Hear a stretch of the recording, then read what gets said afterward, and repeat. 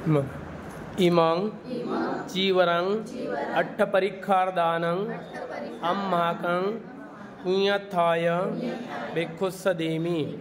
द्वितीयम्पि इमं चीवरं अट्ठपरिखार्दानं अम्माकं पुण्यत्थाय भिक्षुस्सदेमि। तृतीयम्पि इमं चीवरं अट्ठपरिखार्दानं अम्माकं पुण्यत्थाय भिक्षुस्सदेमि। इदं मे पुण्यं आसवक्षया वहं होतु। इदं मे पुण्यं निब्बानस्य पच्चयो होतु। इदं मे पुण्यं सब्बे सत्ता सब्बे पाना सब्बे भूता सब्बे देवा सब्बे नागा अनुमोदन्तु। साधु साधु।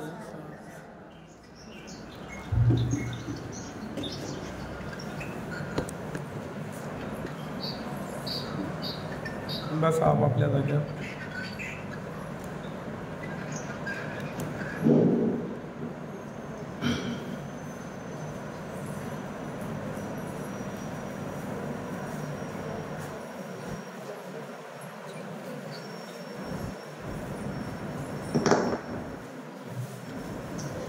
साधु साधु साधु। नमो तस्स भगवतो अरहतो सम्मा सम्बुद्धस्स। नमो तस्स भगवतो अरहतो सम्मा सम्बुद्धस्स। नमो तस्स भगवतो अरहतो सम्मा सम्बुद्धस्स। साधु साधु साधु। दयेचे आगर, करुणेचे महासागर, विश्वाला शांती देणारे तथागत भगवान बुद्ध, तसेच त्यांचा सुविख्यात असणारा सद्धम्म, सद्धम्मावर आरूढ असणारा सदा पूजनीय श्रावक संघ, या तीनही रत्नाला माझे त्रिवार वंदन। तसेच माझे गुरु या आचार्य उपाध्याय यांना सुद्धा माझे त्रिवार वंदन।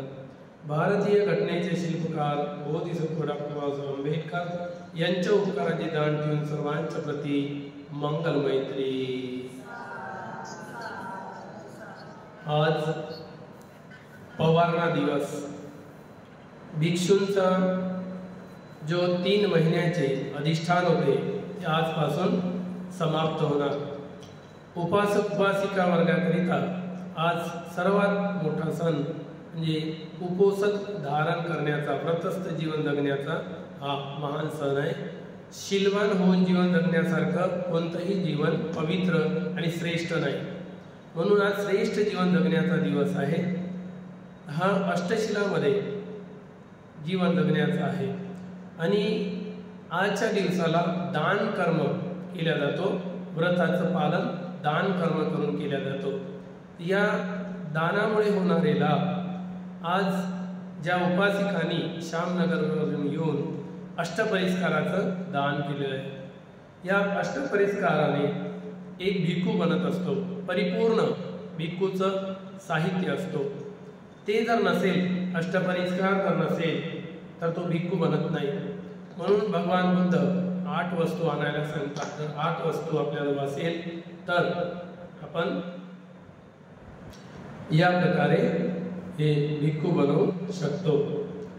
तर या दानाचे जे लाभ आहे, भगवान बुद्धांनी प्रथम दानसूत्र यामध्ये अंगुत्तर निकायामध्ये 8व्या निपातामध्ये या सूत्राचा उपदेश केलेला आहे। भगवान बुद्धाची वाणी धम्मदेशना या अंगुत्तर निकायामध्ये आपल्याला प्रथम दानसूत्र दान वर्गामध्ये मिळेल। अष्टविध दान, भगवान बुद्ध म्हणतात भिक्खूंनो अष्टविध दान होते। 8 अंगांनी युक्त असणारं दान कोणतं असते? या परिवारांनी, उके परिवारांनी, या उपासिकांनी आपल्या परिवाराच्या हिताकरिता, सुखाकरिता, दीर्घायुष्याकरिता, दुःखमुक्तीकरिता, निर्वाण सुखाकरिता आणि भविष्यामध्ये येणाऱ्या काळामध्ये आम्हाला ह्या 8ही वस्तू सहज मिळाव्या. जेव्हा आमच्या मनामध्ये प्रवज्जित होण्याचा भाव येईल, निर्वाण मार्गाकडे जाण्याचा भाव येईल, तेव्हा सहज रीतीने ह्या 8ही वस्तू आम्हाला मिळाव्या. आम्हाला भिक्षुणी बनता यावं आणि दुःखातून मुक्तीकडे जाता यावं, या हेतूने या परिवाराने अष्टपरिष्कार दान केलेलं आहे. जे अष्टपरिष्कार दान करतात त्याला सहज रीतीने बुद्ध काळामध्ये किंवा अनंत भिक्षूच्या काळामध्ये भिक्खुनी बनताना या गोष्टी 8ही सहज मिळतात. काही वेळ नाही लागत. नाहीतर काही लोकांनी जर दान दिलं नाही तर त्यांना मिळतही नाही. असं उदाहरण आपलं एका वल्कलधारी जो मुंबईचा नालासोपाऱ्याचा होता, तो दारू चिरी त्याचं नाव होतं. त्याने जीवनात कधी दान केलं नाही पूर्व जीवनात, पण त्याच्याजवळ धर्माचा समय जागला आणि तो नालासोपाऱ्यावरून भगवान बुद्धाला भेटायला आला. भगवान बुद्ध रस्त्याने जात असताना तो उपदेश करा. भगवान बुद्ध म्हणतात ही वेळ उपदेशाची नाही आहे, मला भिक्षाटनाला जाण्याची आहे, म्हणून ही वेळ उपदेशाची नाही. तिकडून आल्यावर करतो. तो म्हणतो काय हमी आहे की तुम्ही तिकडून याल, आणि काय हमी आहे की तुम्हाला येतपर्यंत मी जिवंत राहणार. भगवान बुद्धांनी पाहिलं की खरंच याचं जीवन क्षणिक आहे, याला उपदेश केला पाहिजे, म्हणून चारिकेला थोडासा वेळ लागेल तरी चालेल, परंतु त्याला उपदेश केला. त्याला उपदेश केल्यावर थोडक्यातच धम्म समजावून सांगितल्याबरोबर त्याला कळलं आणि त्याला उपलब्धी झाली ज्ञानाची. बरंच काय प्राप्त झालं. तेव्हा त्याच्या मनामध्ये अशी भावना आली की आपण आता असं राहण्यात फायदा काय, भगवान बुद्धाचा शिष्य बनून प्रवज्जित होऊन आपण निर्वाणासाठी प्रयत्न करावे. म्हणून त्याने याचना केली की भगवान मला प्रवज्जित करा. भगवान बुद्ध म्हणतात तुझ्याकडे 8 वस्तू आहे. तो म्हणते नाही आहे, घेऊन ये. आणासाठी गेला आणि तिकडून एक गाय आली आणि दोन्ही शिंगावर त्याला उचललं आणि जोराने पटकू मारलं. त्याचा जीव घेतला त्या गायीने. तर याचा अर्थ पूर्वजन्मामधलं त्याच्याजवळ अष्टपरिष्कार दान करण्याचं पुण्य नव्हतं, चिवर दानाचं पुण्य नव्हतं, त्यामुळे त्याला ते सहज रीतीने प्राप्त झालं नाही. या प्रकारे ज्या व्यक्तीने चिवरदान दिलं तो व्यक्ती कोणत्या ना कोणत्या जन्मामध्ये जेव्हा पुण्य उदयास येते तेव्हा त्याला सहज रीतीने चिवर प्राप्त होतो, अष्टपरिष्कार प्राप्त होतो आणि तो भिक्खुनी बनत असतो. तर या प्रकारे 8 अंगाने युक्त असणारं दान जे असतात त्याला अष्टविध दान म्हणतात. भिक्खूंनो, दान अष्टविध असते. कोणते दान? आसक्ती पूर्वक दान केल्या जाते, भयपूर्वक दान केल्या जाते. जे आसक्ती ठेवून दान करतात, भीतीने दान करतात, यामध्ये मला दान द्यायला पाहिजे. काही लोक इच्छा ठेवून दान करतात, मला दान द्यायला पाहिजे, दानाचा कार्यक्रम आहे आणि मी सोडणे योग्य नाही, दान द्यायला पाहिजे असं म्हणून दान करतो. हे सुद्धा हे पण मला दान करायचं आहे असा विचार करतो. हे मला दान करायचं आहे असा विचार करून तो अपेक्षा करतो, अपेक्षेने दान करत असतो. त्यानंतर 5वं, दान करणे चांगलं आहे, दान करणे वाईट नाही आहे असं म्हणून दान करतो. दान करणे चांगलं आहे, चला दान केलं पाहिजे या दृष्टीने दान करतो. नंबर 7, माझ्या घरामध्ये भोजन बनवलेलं आहे म्हणून दान करतो. एखादी उपासिका म्हणते भंतेजी त्याच्या इकडे भोजन नसलं माझ्या इकडे या. हे सुद्धा दान कशा प्रकारचं आहे? माझ्या घरी भोजन आहे म्हणून मी दान करतो, या प्रकारे विचार करतो. ज्याच्या घरी नाही आहे, माझ्या घरी दान भोजन आहे, बाजूवाल्याच्या घरी नाही आहे, आता हा दान करत नाही, चला माझ्या घरी करतो, या उद्देशाने तो दान करतो.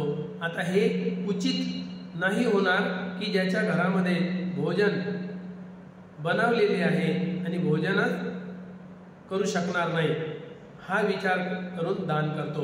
याच्या घरी भोजन बनवलेलं आहे आणि हा दान नाही करू शकणार, हा कंजूस आहे, माझ्या घरी बनवलेलं आहे, मी दान करणार, या विचाराने दान करत असतो.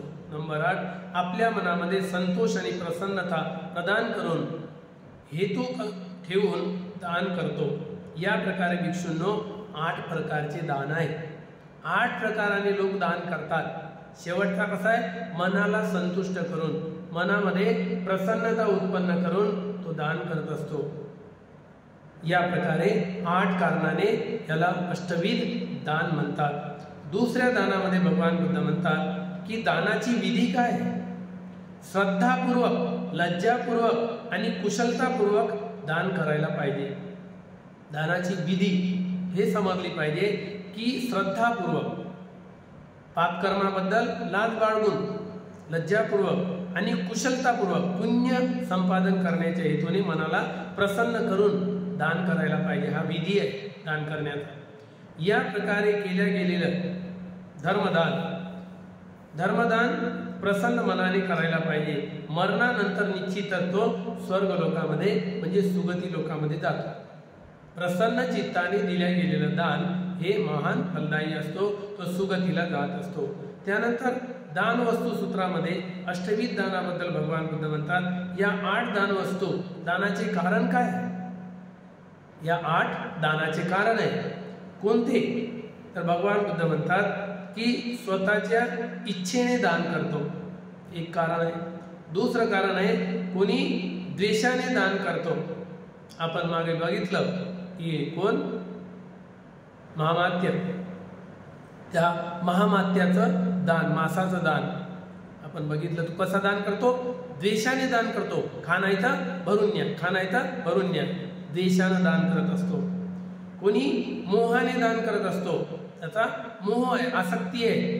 दान दिलं पाहिजे, मला काहीतरी प्राप्त झालं पाहिजे, या प्रकारे. चौथा आहे कोणी भयाने दान करतो, काहीतरी बोलून देईल की याने आले परित्राणामध्ये आणि इथे येऊन काहीच दान नाही केलं, पण बोलून देईल, भीतीपोटी दान करतो.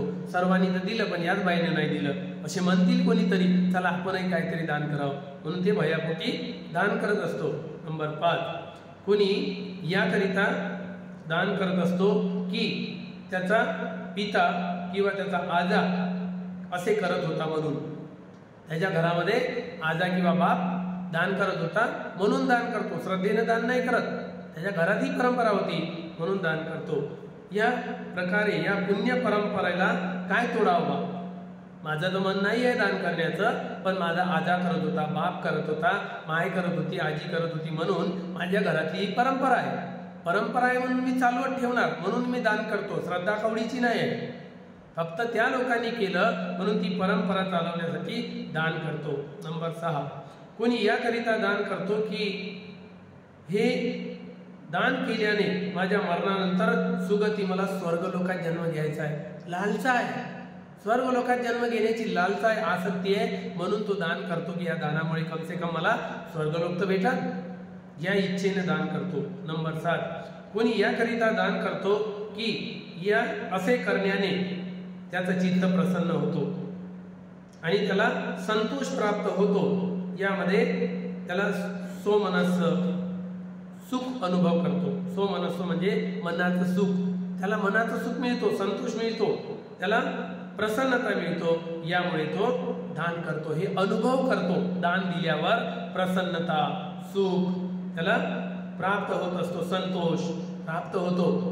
दान देताना, दान देण्याआधी, दान दिल्यानंतरही त्याला संतोष, आनंद, प्रसन्नता प्राप्त होतो. म्हणून तो आपल्या सुखासाठी दान करतो, सुख प्राप्त होतो, मनामध्ये प्रसन्नता उत्पन्न करतो.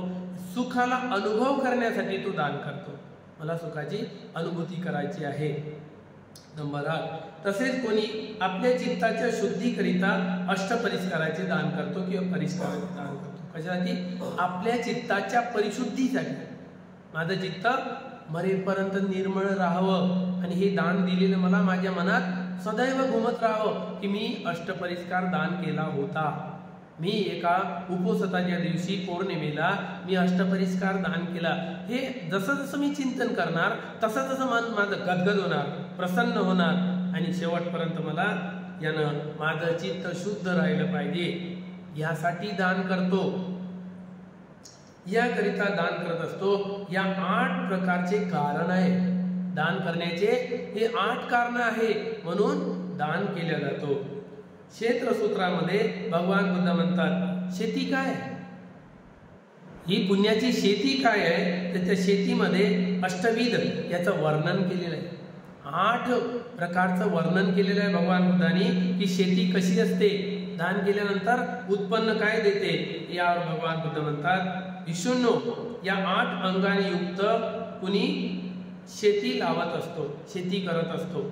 8 अंगाने युक्त तो बीज पेरत असतो. युक्त होऊन बीज अधिक फलदायी असते.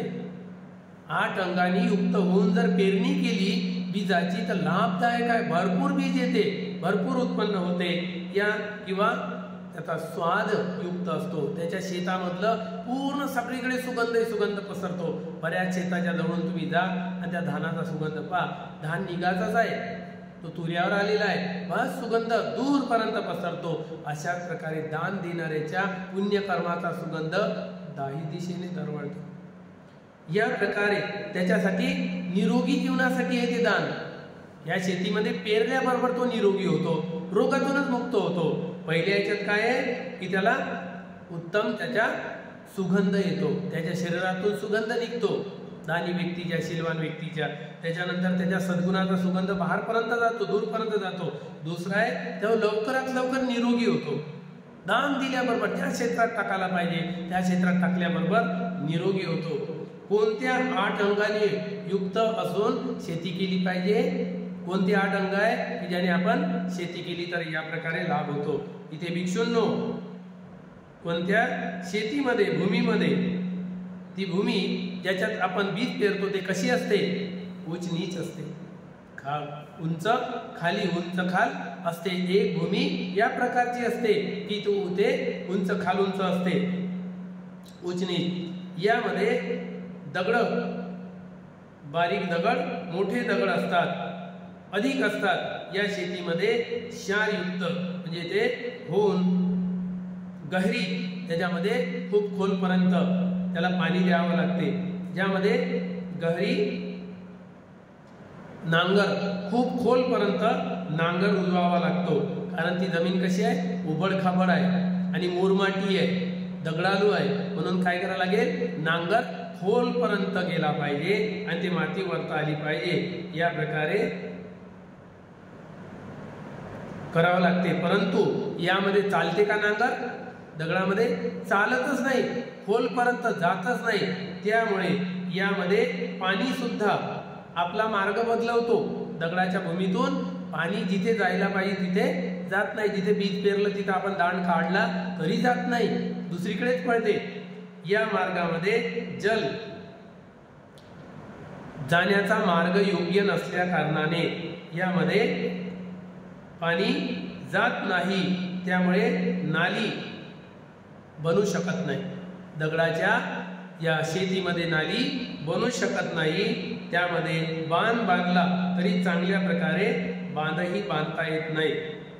चांगल्या प्रकारे जर बांध बांधला असेल तरी भिक्षूंनो या 8 अंगाने युक्त शेती केल्या जाते. मग काय करावं लागेल? चांगल्या प्रकारे बांध बांधावं लागेल, त्याला खोदावं लागेल, त्याला पाणी द्यावं लागेल, दाण फाडावं लागेल. असे 8 अंग सांगितले तेव्हा ते शेती करता येते. परंतु भिक्षूंनो या 8 अंगाने युक्त कोणत्याही शेतीमध्ये पेरल्या गेलेलं बीज अधिक फलदायी, स्वादयुक्त आणि चवीकडे चविष्ट होत असते. योग्य प्रकारे जर मेहनत करून शेती केली, अशा प्रकारे मशागत करून तरच त्याची चव येत असतो. ते अन्नधान्य चविष्ट होते. कोणत्या अंगाने युक्त? ज्या शेतीची भूमी उची नीची नव्हती, त्या शेतीमध्ये आपल्याला काय मशागत करायला मिळणार लागत?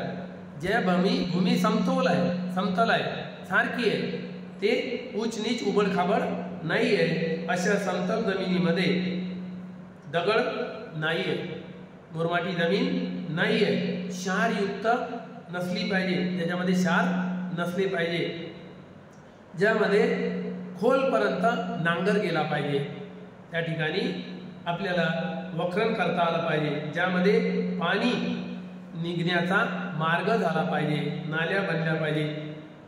तसेच चारही बाजूने बांध बांधता आला पाहिजे, धुरे चारही बाजूने बांधता आले पाहिजे. या 8 अंगाने युक्त शेती असली पाहिजे, तेव्हा उत्पन्न भरपूर येते. या प्रकारे भिक्षूंनो या 8 अंगाने युक्त श्रमण ब्राह्मणांना केल्या गेलेलं दान अधिक महाफलदायी असते. श्रमण ब्राह्मणांना, श्रमण अरंत, भगवान बुद्धाचे जे भिक्षू अरंत मार्गावर आहे, मार्ग फल प्राप्त करणार आहे ते श्रमण. आणि ब्राह्मण म्हणजे अरंत भिक्षू. अरंत भिक्षूंना ब्राह्मण म्हणतात. श्रमणांना आणि ब्राह्मणांना हे दान करणे अधिक महान फलदायी असते. अधिक महानता देणारा असते, अधिक आलोक प्रकाश देणारा असते, तसेच यश देणारं असते, आपली कीर्ती पसरवणारं दान असते। या 8 अंगांनी युक्त जो श्रमण ब्राह्मण सम्यक दृष्टी, सम्यक संकल्प, सम्यक कर्म, सम्यक आजीविका, सम्यक व्यायाम, सम्यक स्मृती, सम्यक समाधी अशा या 8 अंगांनी युक्त, मग हे शेती का लाभदायक आहे? कारण या शेतीमध्ये जे श्रमण ब्राह्मण आहे 8 अंगांनी युक्त धर्माचा अभ्यास करतात, त्यामुळे तुरंत टाकलेलं बीज फळ देणारं असतो। या प्रकारे श्रमण ब्राह्मणांना दान करणे अतिशय फलदायी असते, लाभदायक असते, अधिक महान आपलं प्रसिद्धी करणारं असते, अधिक आलोक प्राप्त करून देणारं असते। अशा शेतामध्ये पेरल्या गेलेलं बीज याला म्हणतात बीज संपदा। सुपटिपन्नो भगवतो सावक संगो, या संघाला केलेलं दान, श्रमण ब्राह्मणाला केलेलं दान या प्रकारची 8 अंगांनी युक्त असणारी शेती आहे। 8 प्रकारे मशागत केल्या जाते, तेव्हा हे शेती पीक देते, आणि अशी शेती करणाऱ्यांना दिल्या गेलेलं दान याला म्हणतात बीज संपदा। बीज पेरणी, उत्तम बीज पेरलं ना, उत्तम जमिनीत पेरलं, याला म्हणतात बीज संपदा। या प्रकारे उचित वर्ष झाल्यावर ते प्रबोध होतो, त्याच्यावर वर्षा झाली, योग्य वर्षा झाली की त्याचं फळ तुरंत येतो। म्हणून अशा लोकांना दिलेलं दान तुम्हाला लवकरात लवकर फळ देणारा असतो। त्यानंतर दुसरी आहे धान्य संपदा। योग्य वेळेवर वर्षा झाली की धान्य संपदा कशी असते, तर ती धान्य पेरल्या जाते, योग्य जाग्यावर योग्य पेरणी केली, दान दिलेलं आहे, त्याला म्हणतात धान्य संपदा। त्यानंतर बिना कोणत्याही धान्य संपदा होत असते, तिथे बिना कोणत्याही इति संपदा, इति संपदा तिसऱ्या प्रकारची संपदा आहे, ते धानाची शेती लहरत असतो। इति संपदा वृद्धी झालेली आहे, धान मस्त लहरतात, त्याला तुरे येतात, या प्रकारे त्यामध्ये त्या शेतकऱ्याला 2 संपदा प्राप्त होत असतो। यामुळे 3 प्रकारचे बीज संपदा, धान्य संपदा आणि इति संपदा, यामुळे त्याला लाभ झाल्यावर 2 संपदा पुन्हा प्राप्त होत असतात त्या शेतकऱ्याला जो शेती करणारा आहे। एक वैपुल्य संपदा, भरपूर संपत्ती प्राप्त होते, वैपुल्य, धनाला काही कमी नाही, आणि दुसरा आहे फल संपदा, त्याला फळ प्राप्त होतो, फळ प्राप्त झाल्यावर धनाची विशाल राशी प्राप्त होतो, त्याला विशाल राशी सरत नाही। या प्रकारे या शील संपन्न उद्गलांना दिल्या गेलेलं भोजन संपदा। भोजन संपदा कशाला म्हणतात? या अनंत भिक्षूंना भगवान बुद्धाच्या श्रमणाला ब्राह्मणाला दिल्या गेलेलं जे भोजन आहे ते शील संपन्न उद्गल म्हणतात, त्यांना दिल्या गेलेलं भोजन ही भोजन संपदा आहे, महान संपदा आहे की त्या अनंताला दिल्या गेलेलं भोजन महान संपदा प्राप्त झालेली आहे। याने दानाच्या फळामध्ये वृद्धी होते, दानाचा जो परिणाम येते त्यामध्ये आपली वृद्धी होते, म्हणजे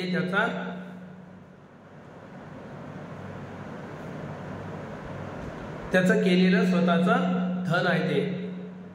या प्रकारे विपुल संपत्तीला इच्छुक गृहस्थाने करायला पाहिजे, इच्छा करायला पाहिजे, अशी विपुल संपदा मला प्राप्त झाली पाहिजे अशी गृहस्थांनी इच्छा करायला पाहिजे। ती संपत्ती धनाचं अर्जन केल्याच्या नंतर, हे धन तुम्हाला जेव्हा प्राप्त झालं त्याच्यानंतर तुम्हाला पुन्हा काय प्राप्त होते? एक संपदा पुन्हा प्राप्त होते, तिला म्हणतात प्रज्ञा संपदा। प्रज्ञावान बनले तुम्ही, दान योग्य जागेवर दिलेलं आणि योग्य जागेवर देणार, म्हणून हे कुठे द्यायचं हे तुम्हाला कळलेलं आहे, म्हणून तुम्हाला प्रज्ञा संपदा प्राप्त होतो। प्रज्ञा संपदा युक्त उद्गलांना सेवा करतो, ज्या लोकांना प्रज्ञा प्राप्त झालेली अशी अनंताची सेवा करतात त्यामध्ये त्याची संपत्तीची वृद्धी होते, धन संपत्ती, ऐश्वर्य संपत्ती तुम्हाला प्राप्त होते। कशामुळे?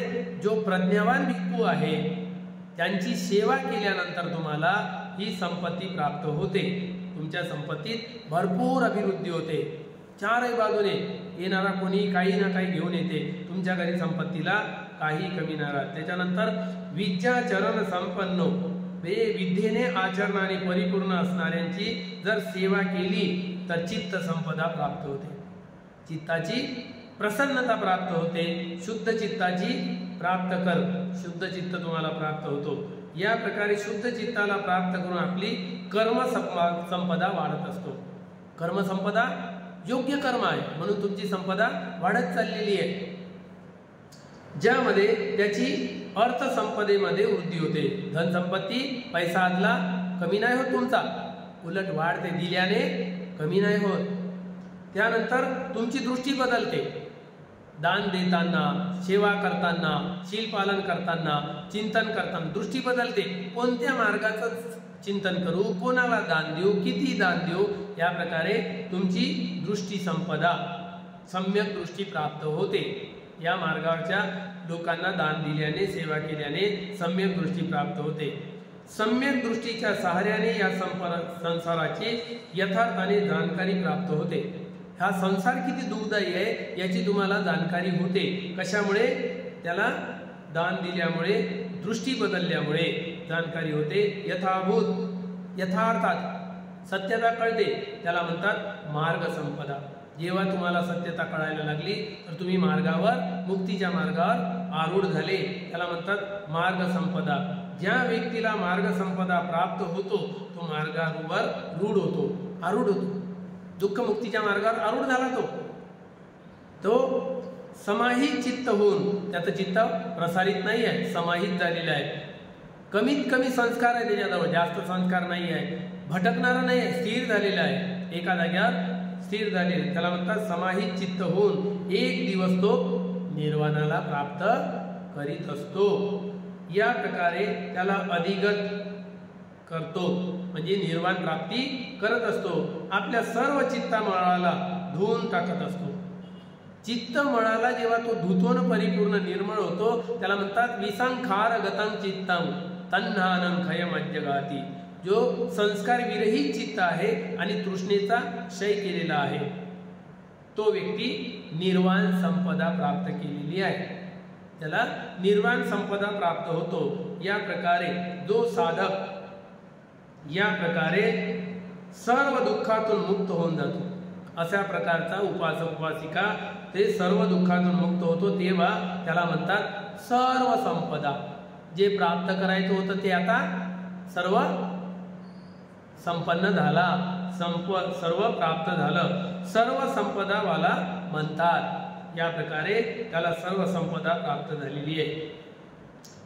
दानोपपत्ती सूक्त, दानोपपत्ती सूत्रामध्ये भगवान बुद्धाने दानाचे कारण अष्टविध जन्म, दानाच्या कारणामुळे जे 8 जन्म होतात, कसे होतात? भगवान बुद्ध म्हणतात भिक्षूंनो, दानाच्या फळामुळे होणारे जे जन्म आहे 8 प्रकारचे असतात। दान दिल्यामुळे 8 प्रकारचे जन्म प्राप्त होतात। ते कोणते? भिक्षूंनो, इथे पुरुष श्रमण किंवा ब्राह्मणाला अन्नदान करतो, भोजन दान करतो, पाणी दान करतो, वस्त्रदान करतो, चिवरदान करतो किंवा वाहन दान करतो, वाहन घेण्यासाठी पैसा दान करतो किंवा वाहन घेऊन देतो। जाण्या येण्याला धम्मप्रचारासाठी गाडी असो काहीतरी घेऊन देतो, यान दान करतो, माला गंध माळा आणि सुगंधित द्रव्य दान करतो, विलेपन काही ना काहीतरी आपल्या पूजेकरिता विलेपन दान करतो, शय्या तो बेड दान करतो, गादी दान करतो, शय्या दान करतो, चादर बिछोना, या प्रकाश रहित घराला दान करतो। आपलं घर उर्वरित जागा असेल तर भिक्खू संघाला दान करतो किंवा आपल्या घरी एक रूम बनवतो, तिथे नेहमी भंतेजी आले पाहिजे आणि त्यांचे पाऊल माझ्या घरी पडले पाहिजे, नेहमी आल्याबरोबर मला धर्म ऐकायला मिळाला पाहिजे, मला सेवेची संधी प्राप्त झाली पाहिजे, म्हणून घरी एखादी वर रूम अलग सलग रूम काढतो आणि तिथे सर्व व्यवस्था देतो। या प्रकारे घराला दान करतो। या दानाने, या दानाच्या फळामुळे त्याची आशा करतो, अपेक्षा करतो। कशी अपेक्षा करतो? जेव्हा तो मोठे मोठे क्षत्रिय धनपती, ब्राह्मण धनपती हे विविध ऐश्वर्यवान भोग्य संपत्तीवान होत झालेले पाहतो, तेव्हा तो या प्रकारे विचार करतो की काय चांगले होईल की मी सुद्धा या प्रकारे दान केल्यामुळे मरणानंतर मिळणाऱ्या जन्मामध्ये याच प्रकारे मी क्षत्रिय धनपती, ब्राह्मण धनपती, गृह धनपती बनून असे विविध ऐश्वर्य भोग करीन. तो इच्छा करतो की जसे धनपती आहे हे सहारे लोक दान देणारे आहे, पण मी गरीब आहे, कमजोर आहे, तरी पण मी दान देत आहे. या माझ्या पुण्याच्या बळाने अनेक जन्मामध्ये मी सुद्धा धनपती बनलो पाहिजे आणि दान देत राहिलो पाहिजे, या दानातलं धनातलं दान देत राहिलो पाहिजे असा विचार करतो.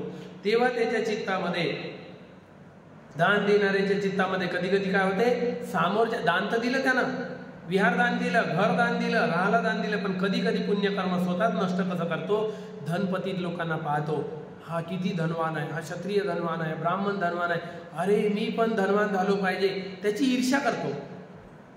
हा काऊन धनवान, मी काऊन नाही, हा काऊन धनवान, ईर्ष्या करतो आणि ईर्ष्येपोटी तो दान देतो, आपलं पुण्यकर्म नष्ट करतो. या प्रकारे ईर्ष्या करतो. तसेच तो त्या प्रकारे बनण्याचा संकल्प करतो, ईर्ष्येमुळे बनण्याचा संकल्प करतो, पुण्यामुळे नाही. या प्रकारे साधना करतो, तशीच तो साधना करतो. हीन योनीमध्ये त्याचं चित्त जातो आणि पुण्यकर्मातून हटून जातो आणि हीन योनीकडे जातो. एवढं मोठं दान केल्यानंतर जर दुसऱ्याबद्दल ईर्ष्या जागृत करत असेल, तसंच विहारात येणाऱ्या लोकांबद्दल जर ईर्ष्या जागृत करत असेल ना, येत नसेल, ते सुद्धा नरकगतीला दुर्गतीला जातात. मनाई कुणालाही नाही आहे की धर्म ऐकायला, धर्म ऐकायला मनाई करूही नाही कोणाला, ह्या आझाद आहे. आणि आपण अपेक्षा केली पाहिजे जो अधर्मी व्यक्ती आहे, तो दुःशील आहे, दुराचारी आहे, चुगलखोर आहे, तोच पहिले आला पाहिजे, त्यानंच 4 शब्द ऐकले पाहिजे आणि त्याच्यात बदल घडला पाहिजे. ही अपेक्षा केली पाहिजे त्याच्या मंगलाची. त्याला धर्मापासून दूर ठेवू नये, तू येऊ नको, तू ऐकू नको, आपलंच अकुशल कर्म होते, पुण्य नाही होत. म्हणून अपेक्षा केली पाहिजे माझ्याशी शत्रुत्व करणारा, जो दुराचारानं वागणारा, पहिले त्याला धम्म मिळू आणि त्याची बुद्धी सद्बुद्धी हो आणि त्याला योग्य मार्ग मिळून मैत्री शिको, दान करायचं शिको, सदाचाराने आचरण करण्याचं शिको. या प्रकारे कामना केली पाहिजे, धर्मापासून कोणालाही वंचित होऊ नये. परंतु या लोकांमध्ये पुढे चालून सुखाची तो कल्पना न करता करू शकत नाही. बस इथेच धनिक वर्गामध्ये उत्पन्न होणारी इच्छा सोबत मरण भावासोबत प्राप्त करत असतो. मरताना मला धनवान बनायचं आहे, धनवान बनायचं आहे हीच अपेक्षा घेऊन मरतो. मला गुणवान आणि दानी बनायचं आहे ही अपेक्षा बाजूला जातो.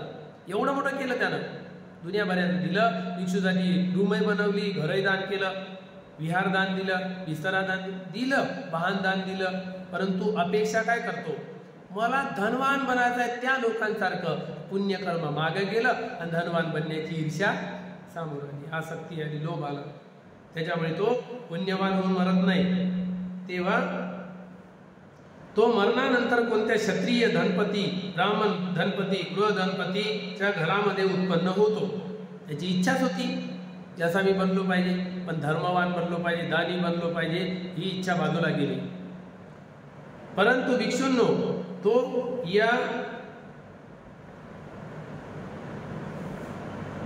यामुळे शीलवान पुरुषाच्या विषयामध्ये ही गोष्ट सांगित आहे. शीलवान व्यक्तीच्या विषयामध्ये ही गोष्ट सांगितली, तर दुःशीलाच्या विषयामध्ये नाही. शीलवान व्यक्ती कसा दुःशीलाकडे जातो त्याबद्दल सांगितलेली आहे. दुःशील व्यक्ती तर आपला मार्ग निवडलाच आहे, त्याने दानही देत नाही, शीलही पालन करत नाही, धर्मही ऐकत नाही, तो तर त्या भानगडीत पडतच नाही, त्याला आवडतच नाही. बाकीच्या जागेवर तो कर्मकांड करायला जाईल, पण धर्म त्याला आवडत नाही. या प्रकारे तो तर दुर्गतीचा प्रवासी आहे, नरकगतीचा, त्याच्याविषयी सांगत नाही. पण धार्मिक व्यक्ती आहे, दानी व्यक्ती आहे, घर दान करणार आहे, गादी दान करणार आहे, यान घेण्यासाठी, वाहन घेण्यासाठी पैसा दान करणार आहे किंवा घेऊन देणार आहे, या व्यक्तीसाठी, शीलवान व्यक्तीसाठी बुद्ध म्हणतात की याचं जर चित्त अशा प्रकारे आसक्तीत गेलं आणि थोडशाने मरताक्षणी लोभच पुढे येते, केलेलं पुण्यकर्म बाजूला जाते. म्हणून मी शीलवान व्यक्तीच्या बाऱ्यात बोलत आहोत, ते दुःशीलाच्या नाही.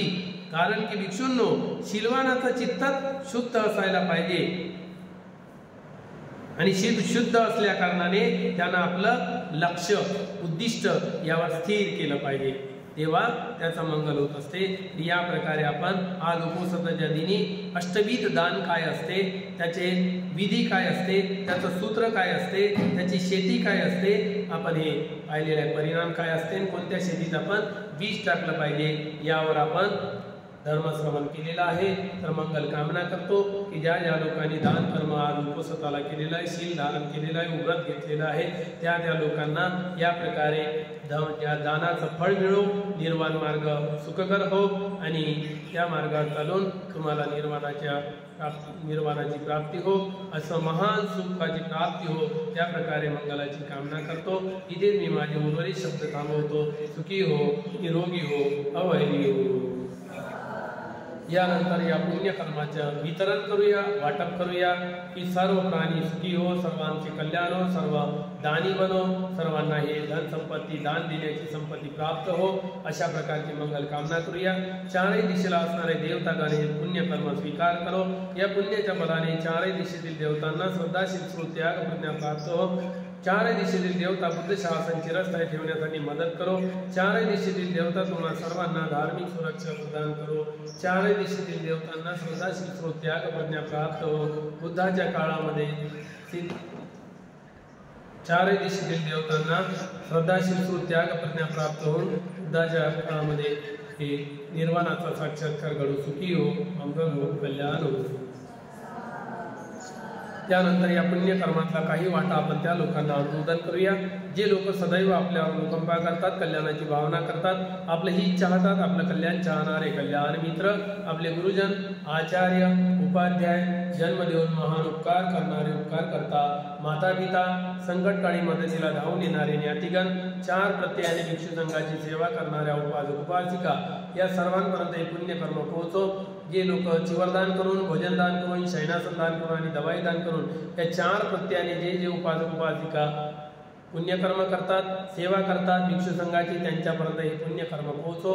या पुण्याच्या बलाने त्यांच्यावर येणाऱ्या साऱ्या आपत्ती विपत्ती दुःख भयरोग नष्ट हो, त्यांच्या उद्योगधंद्यामध्ये व्यवसायामध्ये अभिवृद्धी हो, ते बुद्ध शासनामध्ये राहत हो, त्यांना श्रद्धाशील त्याग प्रज्ञा प्राप्त हो, सिद्धार्थ गौतम बुद्धाच्या शासनामध्ये उत्तम चार आर्य सत्य साक्षात करण्याचे भाग्य मिळो। संपूर्ण विश्वातील दृश्य अदृश्य प्राणी मात्राविषयी मंगल मैत्री करूया। आपल्या कुळातील कागद झालेल्या लोकांच्या प्रति सुगतीची कामना करून पुण्यानुमोदन करूया।